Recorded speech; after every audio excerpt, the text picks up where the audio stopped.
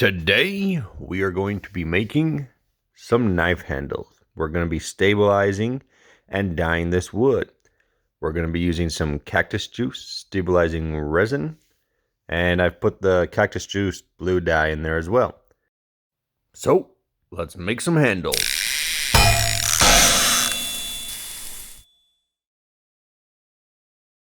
We have a few different types of wood here. Different kinds of maple, curly, hedge, walnut. That's not maple, but we're going to put them here in this little jug and let them soak up the resin and the dye. So we're going to pour it in, let it absorb the dye a little bit, and this dye and this stuff is just, I'm making a mess everywhere. Wife's not going to be happy. But you let it soak in for a little while, then we're going to go put it in the vacuum chamber pot and let it absorb the resin the proper way. But we just want the dye to soak in, so it's all going to sit there and soak up everything. Here's a quick sneak peek before we vacuum it. All right, we let them soak for a little bit. We made a mess everywhere, so lovely using some dye. But we put it in this bucket inside our vacuum. We got some plywood and a weight to hold everything down. Now we're going to vacuum it. Try to get all the bubbles out, all the air, so that the resin, the cactus juice, can replace it and stabilize the wood. So we're gonna start vacuuming.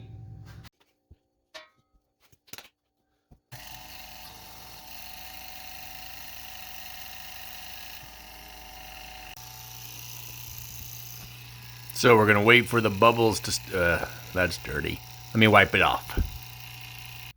Okay, so the bubbles are being pulled out with the vacuum, and eventually we'll replace it with the resin once the bubbles stop. So the bubbles have stopped. So we're going to let the air back in. And this is basically, we've pulled all the air out of the wood, and this is going to let air back into the chamber and hopefully pull the liquid, the resin, back in as well. So, oops, wrong side.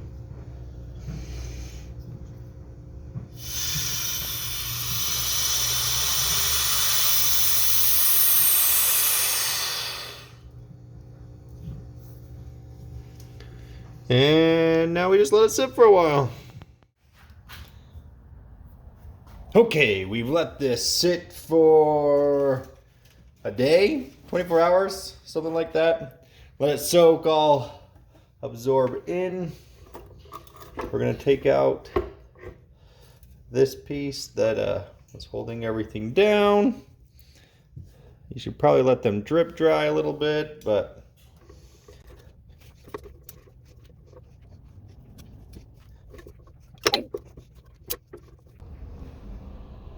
splattered it all over the wall. All right. So we're just gonna put them on this little grate covered in tin foil just to help me out, keep things cleaner. And we're gonna bake them in the toaster oven.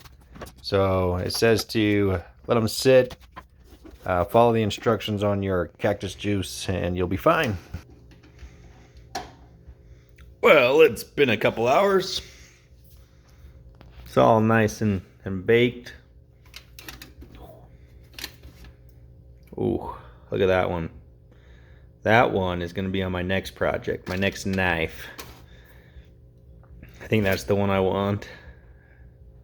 It's going to be a sweet knife. Got a lot of plans for it, so make sure to subscribe. Whew, look at that one. All right, we got to set these somewhere. Oh, those are hot. Oh. That one's pretty good too.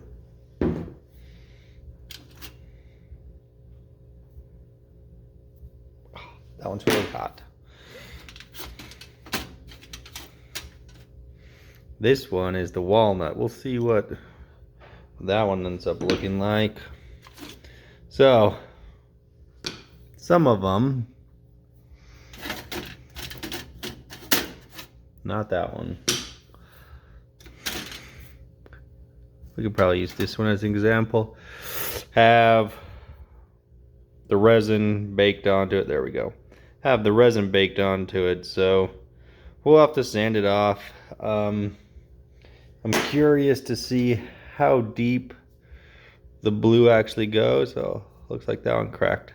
That one cracked a little. But now that it's stabilized, we can just fill that in with epoxy and it should be good. Ah, that one's way hot. But this one has a lot of crusties on it. If you wrap it in tin foil, which I know some people do, you just have a lot more to sand off and take care of. At one point in the middle, I come in and clean it all up, change out the paper. That's after about an hour and a half. So it bakes and can finish drying everything out properly. But now we'll sand these down a little bit and see what they have. So we cut off the top of this one here, the one that cracked, just to see the middle. I guess maybe. All right, I'll cut right through the middle here. I guess I just won't use this piece. Then I don't have to worry about filling in that crack. But we'll just see how the middle looks.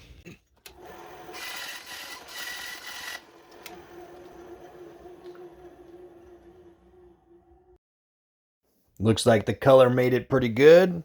So we're gonna sand down a few of the other ones and put some oil on them just to see how they look.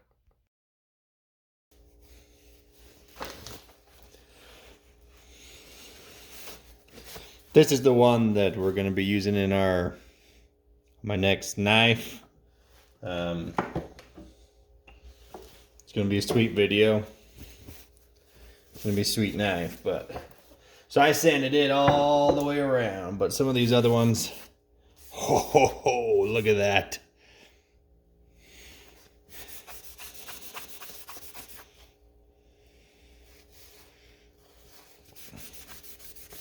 You get some of that curliness in the maple. So that should be a really good one. But I sanded that one all the way around.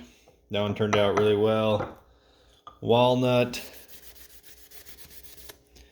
didn't soak up that much. I mean, there's a little bit in there. You can see it. It looks kind of greenish. The elm,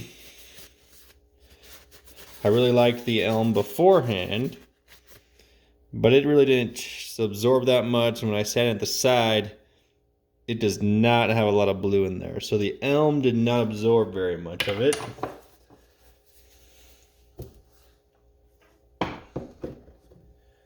And I don't remember what this one is, but I thought this one looked really good too.